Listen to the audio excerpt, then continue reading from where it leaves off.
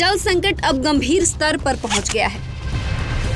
निचले स्तर के 30% निवासियों को भारी जल संकट का सामना करना पड़ रहा है। वहीं इसके साथ ही उन्हें पानी की खराब गुणवत्ता से भी जूझना पड़ रहा है।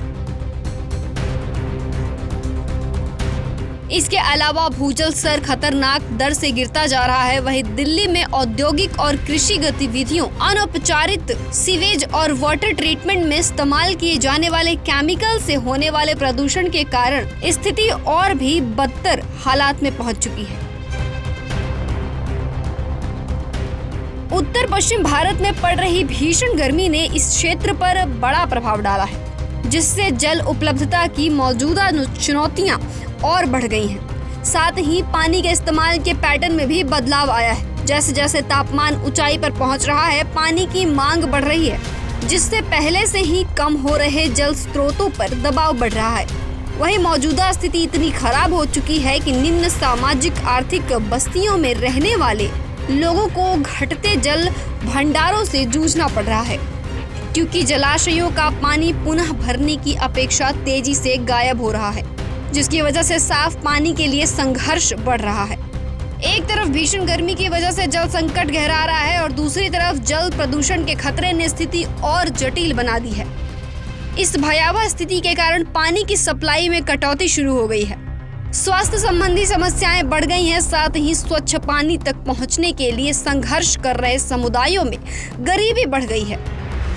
वर्षा जल संचय और उन्नत जल संसाधन प्रबंधन जैसी पहलों के बावजूद शहर में संकट जारी है, जिसके लिए तत्काल और व्यापक उपाय आवश्यक हैं। वहीं आपको बताते चलें कि दिल्ली में टैंकर माफिया का व्यापक प्रभाव और पानी के बुनियादी ढांचे में कमी ने मिलकर चुनौतियों का एक जटिल जाल बना दिया है, जिसके कारण शहर के 58% पानी को गैर राजस्व जल के रूप में वर्गीकृत किया गया है।